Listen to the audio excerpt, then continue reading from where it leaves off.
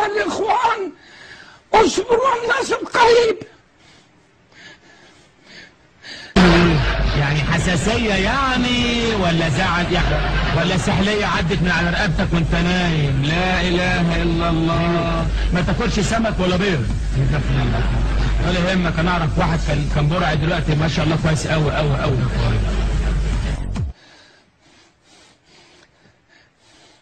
أنا مش عايز أشوفك متضايق والنبي، أنا بزعل يا أخي.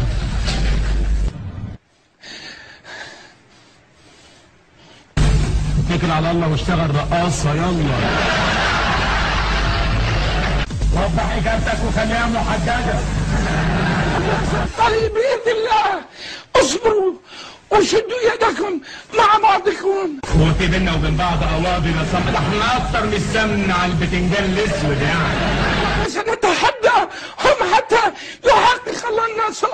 اصبروا ولا تجزعوا ولو سجنتم. اسمع، انت تخرج دلوقتي تقدر صعايده وبالشوم تدغدغ المحكمه ده عن الحلاوه او عيال صغيرين وبالطوب في الازاز. قتلتم ولو درست ولو هدمت بيوتكم. اصبروا هذه النداءات. ينصر دينك تعزك نفيسه. وردت من القصير بعضها كانت اليوم. هنا القصير وحكام العرب قد رعدوا، يعني خوافوا. ما بعرف، أنا لست شاعرا يعني. وبعدين يعني هنا حكام قد جبنوا يذبح الناس ويقصفون وهم جبناء. كيف يمكنني أن نسكت؟ كيف يمكننا نحن؟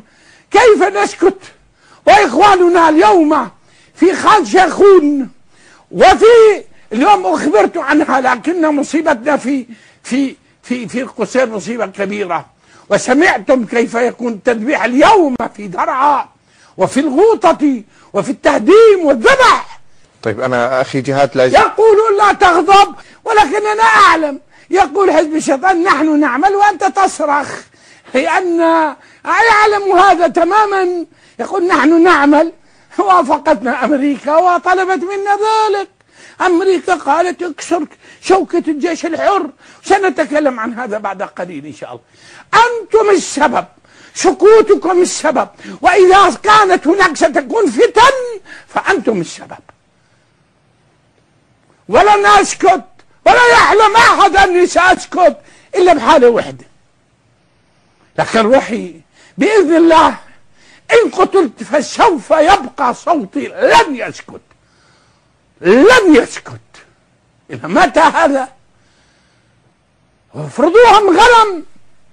والله لو رئيس أو ملك أو وزير قتل له 4 5 غنمات ليحاكم الحارس، حتى لو كان من أي لو كان ضعيف يحاكمه.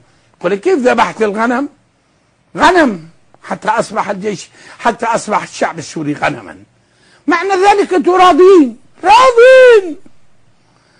لو ما راضية أمريكا راضية، وهذا من واجبها. أنا ما ألومها والله. يعني بالمناسبة أمس مجموعة أصدقاء سوريا شيخنا قالت أنه في بيانها الختامي الذي عقد في عمان، قالت أنه يجب على حزب الله أن ينسحب. يعني أي شيء أكثر من هذا؟ أنهم قدموا لهم بيان وقالوا لهم انسحبوا فورا من سوريا. يا حبيبي أنت لا تفهم أنت كمان. يكفي الحكام ما بيفهموا. يقولون لهم بالبيان انسحبوا بسرعة، اكسروا الجيش الحر حتى نفرض الحل السلمي، لكن بسرعة ادخلوا. لأنه أمريكا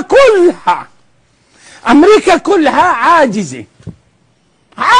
أمريكا عاجزة عم تقول له لا تدخل.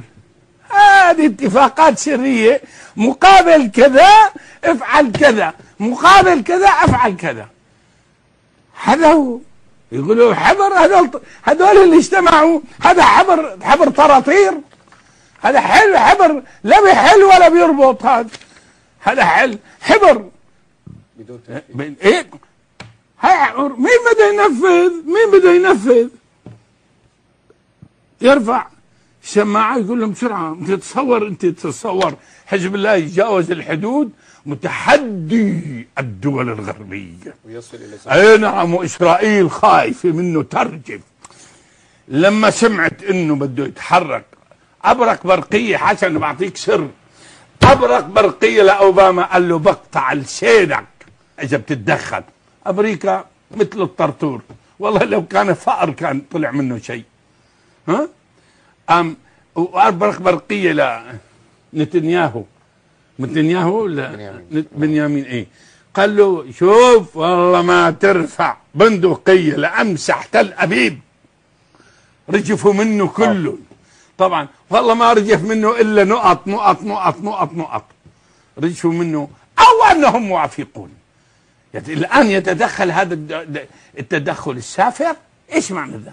وعلى الهواء يعني بخطاباته يعلنها لا واضحة الآن، واضحة جدا.